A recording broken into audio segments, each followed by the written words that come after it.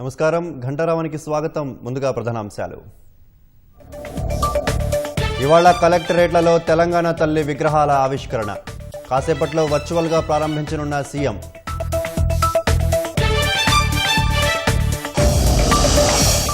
నేడు Telangana rising 2047 vision document విడుదల. Pure rare నమూనాతో ప్రణాళిక పత్రం రూపకల్పన. గిగ్ వర్కర్ల కోసం ప్రత్యేక పాలసీ తీసుకొచ్చామన్న మంత్రి వివేక్. యువతలో నైపుణ్య పెంపుకు శిక్షణ ఇస్తున్నట్లు వెల్లడి.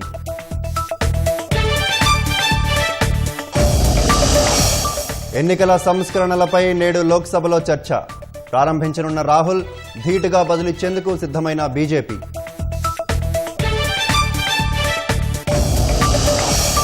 జపాన్లో 7.6 తీవ్రతతో భూకంపం. ఉత్తర తీరంలో స్వల్ప సునామీ, పలువురికి గాయాలు.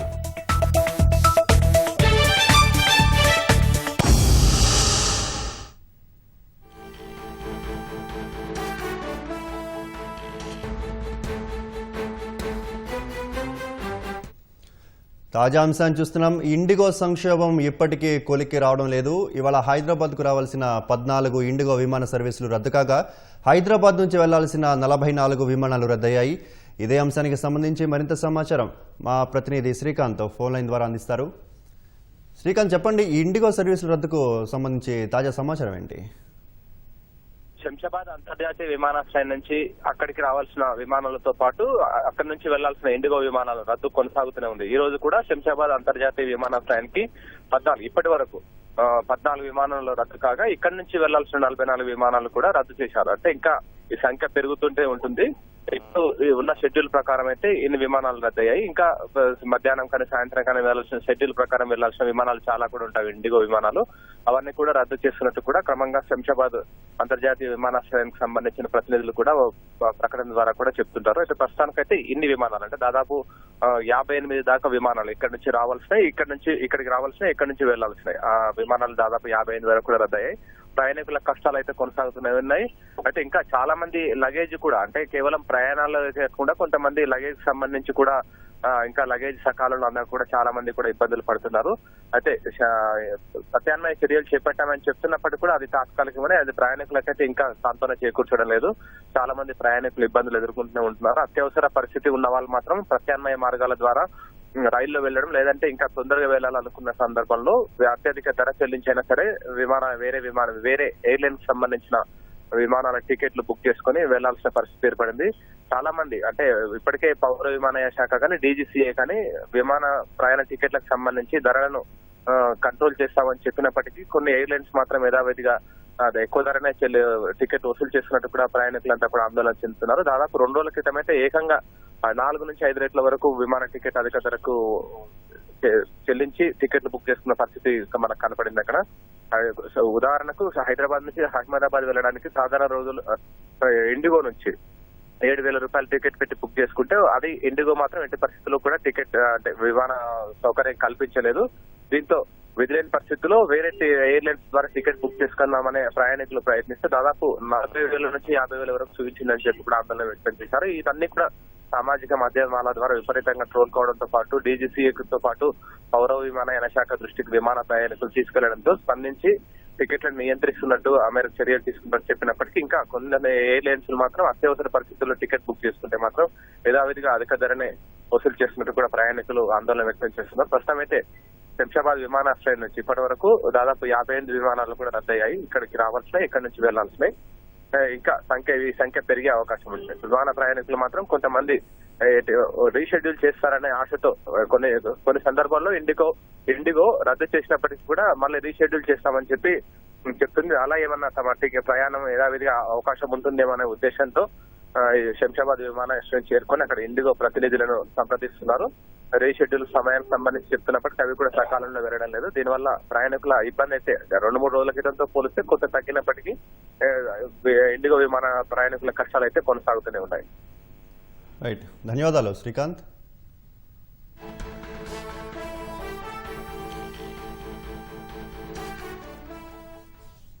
ఇక విశాఖ నుంచి కూడా ఇవాళ 6 ఇండిగో విమాన సర్వీసులు రద్దయ్యాయి.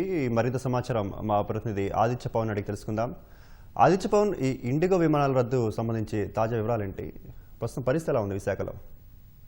రోజు మొత్తం 6 విమాన సర్వీసులు రద్దు చేసినట్టు ఇండిగో యాజమాన్యం ప్రకటించింది. అలాగే మరో 2 సర్వీసులను కేవలం 1 వే, అంటే ఒకసారి విశాఖపట్నం వస్తాయి, మరొక విమానం విశాఖపట్నం నుంచి హైదరాబాద్ వెళ్లి అక్కడే ఆగిపోతుంది. అయితే ముఖ్యంగా హైదరాబాద్ చెందినటువంటి విమానాలు ఈ రోజు 3 విమానాలు రద్దు ప్రకటించారు.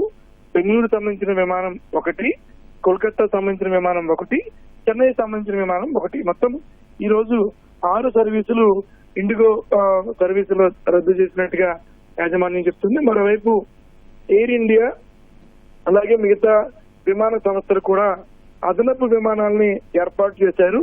మరోవైపు విశాఖపట్నంలో ఉన్నటువంటి ఇండిగో విమాన సంస్థలు ప్రత్యామ్నాయ ఏర్పాట్లు చేస్తున్నారు. వారు కనుక రీషెడ్యూల్ చేసుకుంటారంటే వారికి కొంత సమయం ఇచ్చి ఏ రకమైన అదనపు రుసుములు కూడా వేయకుండా వారికి రీషెడ్యూల్ ఇస్తున్నారు. మరోవైపు వారు కనుక వేరే ప్రత్యామ్నాయ మార్గాల ద్వారా వారికున్న అవకాశాన్ని బట్టి రైల్వే స్టేషన్ ద్వారా ప్రయాణం కొనసాగించాలనుకుంటే అక్కడికి డ్రాపింగ్ ఏర్పాటు చేయడం కానీ, అలాగే బస్ సౌకర్యం ఉన్నటువంటి సమాచారాన్ని కానీ ఇచ్చేటువంటి ఒక వ్యవస్థను అయితే ఏర్పాటు చేశారు. ప్రస్తుతం అయితే నిన్న 7 విమానాలు రద్దయ్యాయి ఇండిగో సంబంధించి విశాఖపట్నం నుంచి.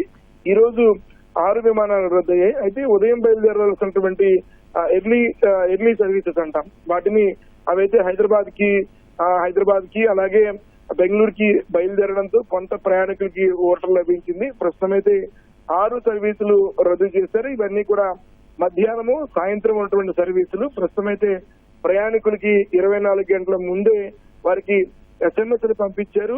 అలాగే సమాచారాన్ని వాట్సాప్ ద్వారా కూడా తెలియజేశారు.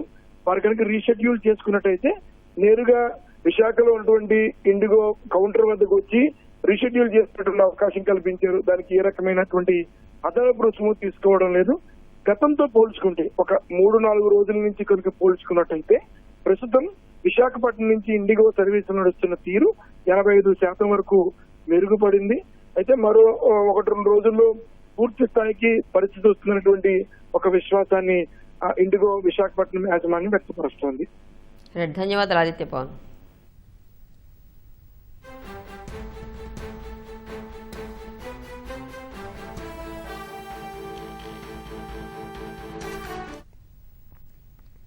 లోక్సభ ప్రతిపక్ష నేత రాహుల్ గాంధీ దిగువ సభలో ఇవాళ ఎన్నికల సంస్కరణలపై చర్చను ప్రారంభించనున్నారు. రాహుల్తో పాటు కేసీ వేణుగోపాల్, మనీష్ తివారీ, వర్షా గైక్వాడ్, మహమ్మద్ జావేద్, ఉజ్వల్ రామన్ సింగ్, ఇసా ఖాన్, రవి మల్లు, ఇమ్రాన్ మసూద్, గోవాల్, జ్యోతిమణిని చర్చలోకి దించాలని కాంగ్రెస్ భావిస్తోంది. 2 రోజుల పాటు జరిగే ఈ చర్చలో బీజేపీ నుంచి సీనియర్ నాయకులు నిషికాంత్ దుబే, పీపీ చౌదరి, అభిజిత్ గంగోపాధ్యాయ, సంజయ్ జైస్వాల్ చర్చలో పాల్గొనే అవకాశాలున్నాయి. వర్షాకాల సమావేశాల నుంచి పార్లమెంటులో ఓటర్ల జాబితా ప్రత్యేక సవరణపై చర్చ జరగాలని ప్రతిపక్షాలు డిమాండ్ చేస్తున్నాయి. అయితే ఎన్నికల కమిషన్ స్వతంత్ర, స్వయం ప్రతిపత్తి కలిగిన రాజ్యాంగబద్ధమైన సంస్థ అని కేంద్రం పేర్కొంది. ఎన్నికల సంస్కరణలపై చర్చ జరగాలని సూచించింది. 2026 జనవరి 15 నాటికి జనాభా లెక్కల అధికారులను నియమించాలని registrar general of India RGI అన్ని రాష్ట్రాలు, కేంద్రపాలిత ప్రాంతాలను ఆదేశించింది. భారీ డేటా సేకరణ ప్రక్రియకు బాధ్యత వహించే ప్రాథమిక జనాభా గణన అధికారులు ఎన్యూమరేటర్లు, సూపర్వైజర్లు అని ఓ సర్క్యులర్లో పేర్కొంది. సుమారు 700 నుంచి 800 మంది జనాభాకు ఒక ఎన్యూమరేటర్కు పని అప్పగించాల్సి ఉంటుందని తెలిపింది. ప్రతి 6 ఎన్యూమరేటర్లకు ఒక సూపర్వైజర్ను నియమించాల్సి ఉంటుందని పేర్కొంది. అత్యవసర పరిస్థితులకు 10% రిజర్వ్ ఎన్యూమరేటర్లు, సూపర్వైజర్లు ఉండాలని సూచించింది. ఉపాధ్యాయులు, గుమస్తాలు లేదా రాష్ట్ర ప్రభుత్వం, స్థానిక సంస్థ మొదలైన ఏ అధికారినైనా గణనదారుడిగా నియమించవచ్చని తెలిపింది. సూపర్వైజర్ సాధారణంగా గణనదారు కంటే ఎక్కువ హోదా కలిగిన అధికారిగా ఉంటారని ఆర్జీఐ తెలిపింది. మహారాష్ట్ర సామాజిక, కార్మిక ఉద్యమాలకు మూల స్తంభంగా భావించే డాక్టర్ బాబా ఆడావ్ దీర్ఘకాలిక అనారోగ్యంతో కన్నుమూశారు. సోమవారం రాత్రి పూణేలో ఆయన తుదిశ్వాస విడిచినట్లు సన్నిహితులు తెలిపారు. 95 ఏళ్ల బాబా ఆడావ్ ఆటో డ్రైవర్లు, హెడ్ లోడర్లు, వీధి వ్యాపారులు, నిర్మాణ కార్మికుల హక్కుల కోసం అవిశ్రాంతంగా పోరాడారు. హమాల్ పంచాయతీ ద్వారా పూణే, మహారాష్ట్రలోని ఇతర ప్రాంతాల నుంచి పోర్టర్లను ఏర్పాటు చేశారు. బాబా ఆడావ్కు భార్య శీలతై ఆడావ్, 2 కుమారులు అసీం, అంబర్ ఉన్నారు. బాబా ఆడావ్ మృతి పట్ల ప్రధాని మోదీ దిగ్భ్రాంతి వ్యక్తం చేశారు. అణగారిన వర్గాల సాధికారత కోసం, కార్మికుల సంక్షేమం కోసం ఆయన చేసిన కృషి గుర్తుండిపోతుందని ఎక్స్లో పోస్టు చేశారు. ఎన్నికల ప్రక్రియ ఇంకా ప్రారంభం కాని రాష్ట్రాల బార్ కౌన్సిళ్లలో మహిళా న్యాయవాదులకు 30% సీట్లు కేటాయించాలని సుప్రీంకోర్టు ఆదేశించింది. ప్రస్తుత ఏడాదికి ఎన్నికల్లో పోటీ చేయడానికి తగినంత మంది మహిళా న్యాయవాదులు లేకపోతే 20% సీట్లు వారికి కేటాయించి మరో 10% సీట్లకు వారిని కోఆప్ట్ చేసుకోవాలని CJI justice Suryakant, justice Joymalya Bagchi ధర్మాసనం సూచించింది. దీనికి సంబంధించిన ప్రతిపాదనను తమ ముందు ఉంచాలని బార్ కౌన్సిల్ ఆఫ్ ఇండియాకి సూచించింది. ఇప్పటికే నోటిఫికేషన్ వెలువడి ఎన్నికల ప్రక్రియ ప్రారంభమైన బార్ కౌన్సిళ్లకు ఈ దశలో మహిళలకు సీట్లు కేటాయించాలనడం సరికాదని పేర్కొంది. బార్ కౌన్సిళ్లలో మహిళా న్యాయవాదులకు 30% సీట్లు కేటాయించాలన్న పిటిషన్పై సోమవారం విచారణ జరిపిన ధర్మాసనం ఈ మేరకు ఆదేశాలిచ్చింది.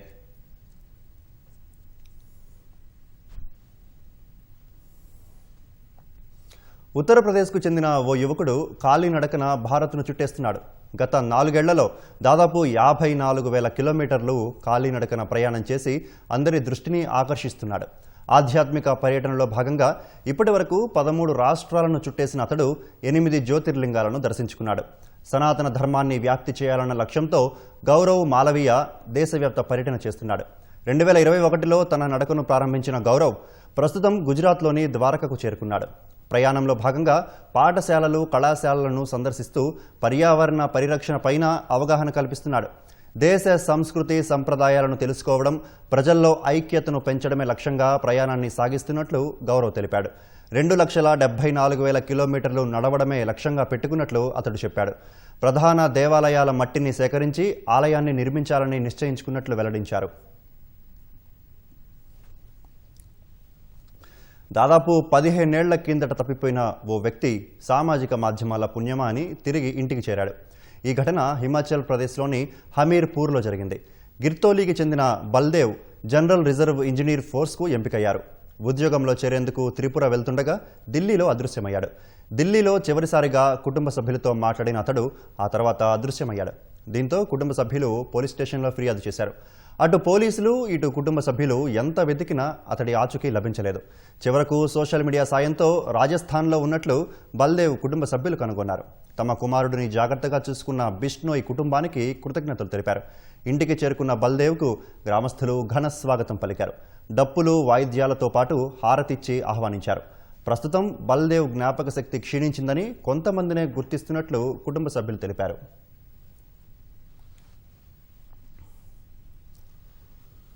బీహార్లోని పట్నాలో జరిగిన పుస్తక ప్రదర్శనలో 15 కోట్ల రూపాయల ధర కలిగిన ఓ పుస్తకం అందరి దృష్టిని ఆకర్షిస్తోంది.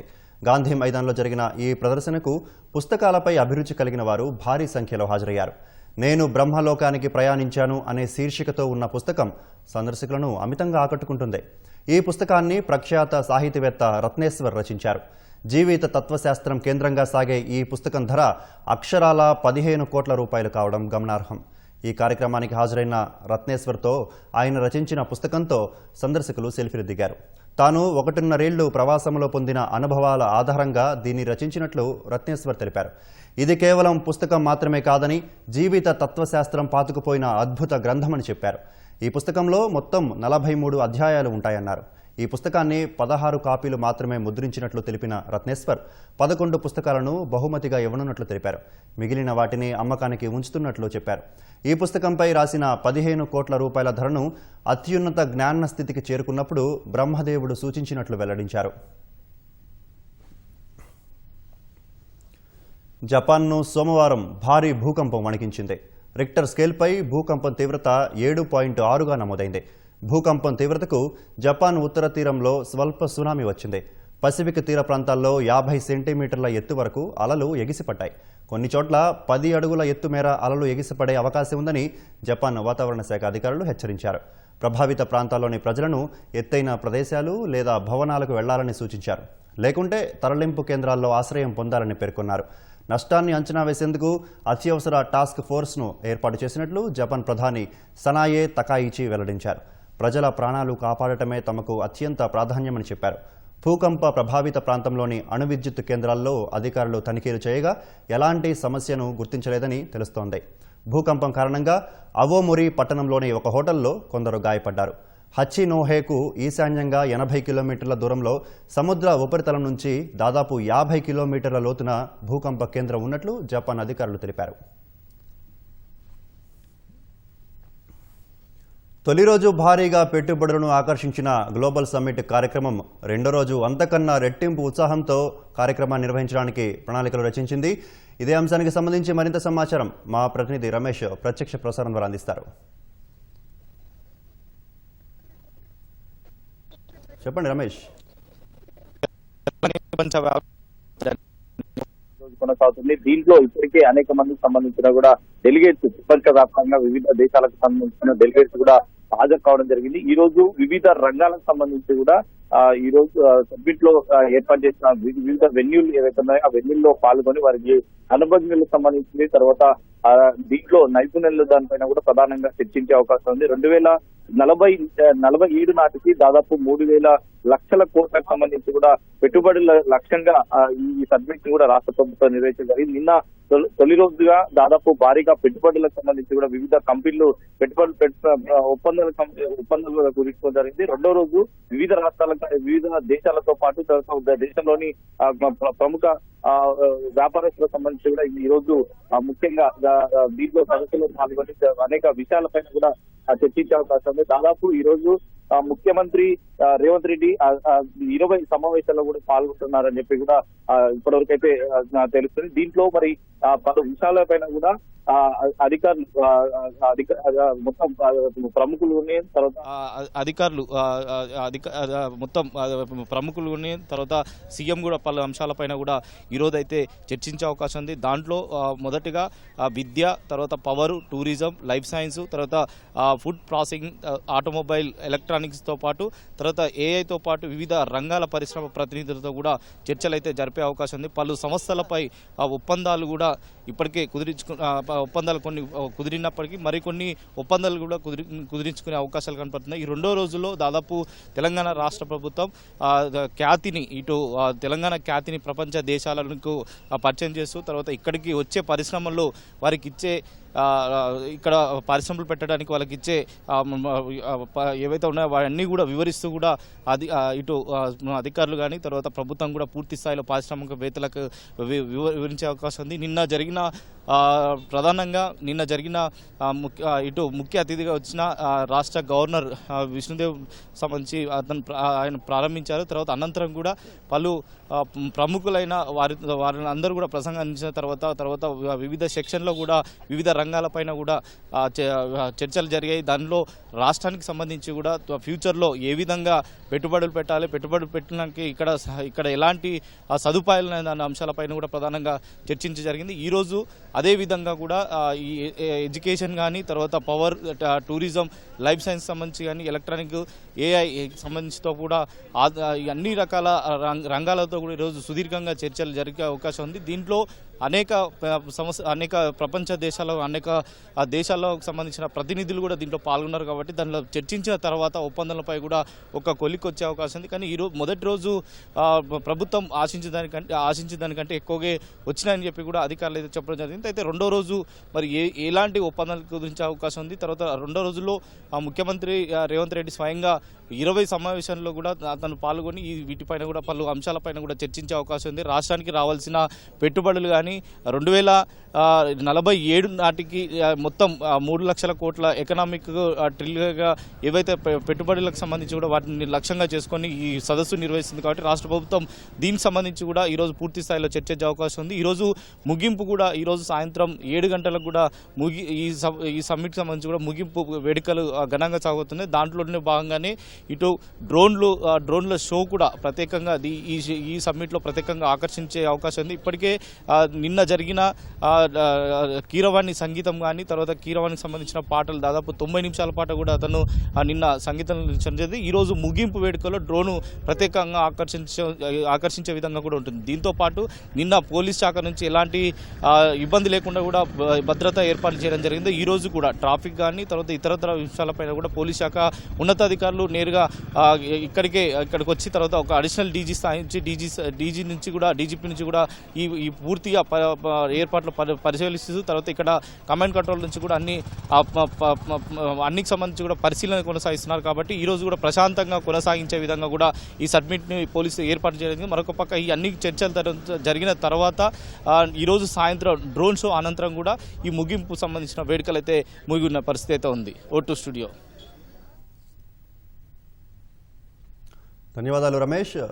గిగ్ వర్కర్ల కోసం దేశంలోనే తొలిసారిగా ప్రత్యేక పాలసీ తీసుకొచ్చామని కార్మిక మంత్రి వివేక్ వెంకటస్వామి తెలిపారు. యువతలో నైపుణ్యాన్ని పెంపొందించేందుకు ఆధునిక సాంకేతిక కేంద్రాల ద్వారా శిక్షణ ఇస్తున్నట్లు చెప్తున్న మంత్రి వివేక్తో మా ప్రతినిధి శ్రీకాంత్ ముఖాముఖి.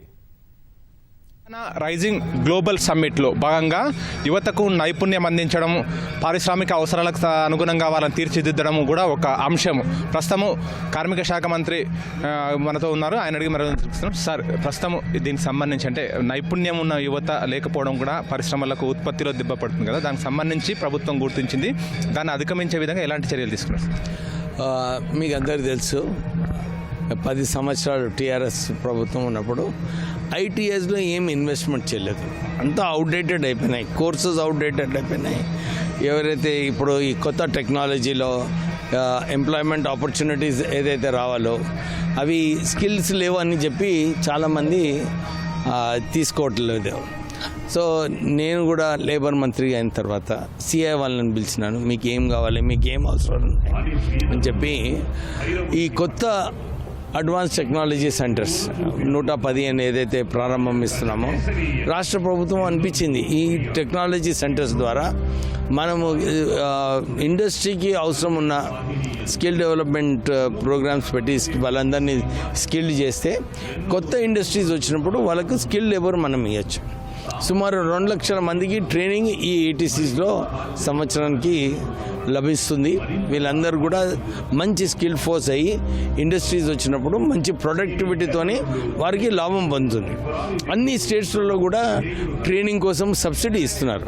మనమేమో డెవలప్డ్ మనుషులను మనం ఇండస్ట్రీకి ఇస్తాము. సో ఈ సమ్మిట్ వలన ఇన్ఫ్రాస్ట్రక్చర్ ఫెసిలిటీసు, ఎలక్ట్రిసిటీ ఫెసిలిటీసు ఇదంతా అవసరం 2047కి ఈ సమ్మిట్లో అందరు కూడా చర్చించడం జరిగింది.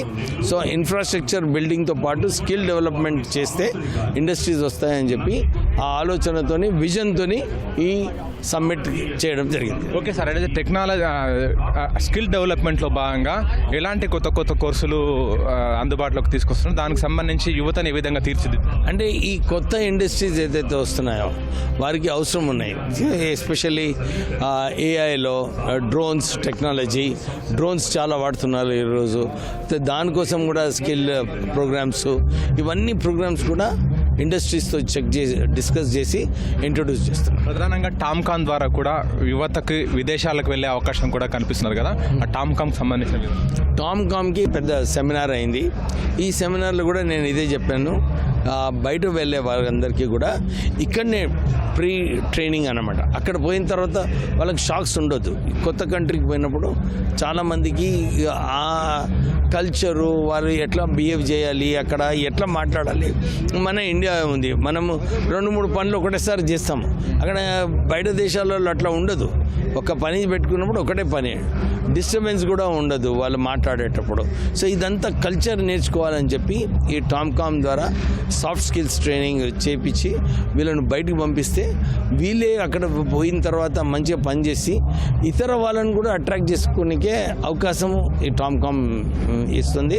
ఒక మంచి ఎంప్లాయ్మెంట్ పొటెన్షియల్ కూడా క్రియేట్ చేస్తుంది. సార్, ప్రధానంగా కార్మిక ఉత్పత్తి అనేది కూడా ఎంతో అవసరం. దానికి సంబంధించి కార్మికులకు కానీ గిగ్ వర్కర్స్ కానీ ప్రభుత్వం ఏ విధంగా తోడ్పాటు అందిస్తుంది? వాళ్ళ వెల్ఫేర్ ఏంటి? అంటే గిగ్ వర్కర్స్కి ప్రత్యేకంగా ఈ కొత్త గిగ్ వర్కర్స్ యాక్ట్ ఏదైతే తీసుకొచ్చామో, మన క్యాబినెట్లో పాస్ చేశామో, అసెంబ్లీలో బిల్ పాస్ చేసేది ఉంది. వీళ్ళందరికీ ఒక బోర్డు స్థాపించి వీళ్ళకు భద్రత కల్పించాలి. భద్రత కల్పించిన తర్వాత సెస్ కలెక్ట్ చేసి ఆ సెస్ ద్వారా గిగ్ వర్కర్స్కి వెల్ఫేర్ యాక్టివిటీస్, అంటే వాళ్ళ హెల్త్ కోసం స్క్రీనింగ్, ఏమైనా మెడికల్ ఎక్స్పెన్సెస్ అయినా కానీ ఇవన్నీ కూడా ఆ సెస్ ద్వారా ఫెసిలిటీస్ ఇవ్వడానికి ఈ గిగ్ వర్కర్స్ యాక్ట్ తీసుకురావడం జరిగింది. గిగ్ వర్కర్స్ చాలా సంతోషిస్తున్నారు. కార్మిక సంక్షేమం గురించి, కార్మిక సంక్షేమము ఆల్రెడీ వెల్ఫేర్ యాక్టివిటీస్ అన్నీ నడుస్తున్నాయి. మీరు తెలుసు మొన్న కన్స్ట్రక్షన్ వర్కర్స్కి వాళ్ళందరికీ కూడా 6 లక్షలు ఉండే దాన్ని 10 లక్షలు చేయడం జరిగింది ఇన్సూరెన్స్. సో ఇలాంటి కార్యక్రమాలు అన్నీ కూడా లేబర్ డిపార్ట్మెంట్లో తీసుకుంటాం. 10 సంవత్సరాలు టీఆర్ఎస్ ప్రభుత్వము మినిమం వేజెస్ యాక్ట్ రివైజ్ చేయలేదు. నేను అదే ముఖ్యమంత్రి గారు చెప్పాను, మినిమం వేజెస్ చేంజ్ చేసే అవసరం ఉంది. వారికి అందరికీ కూడా మినిమం వేజెస్ కల్పించేది ఉంది.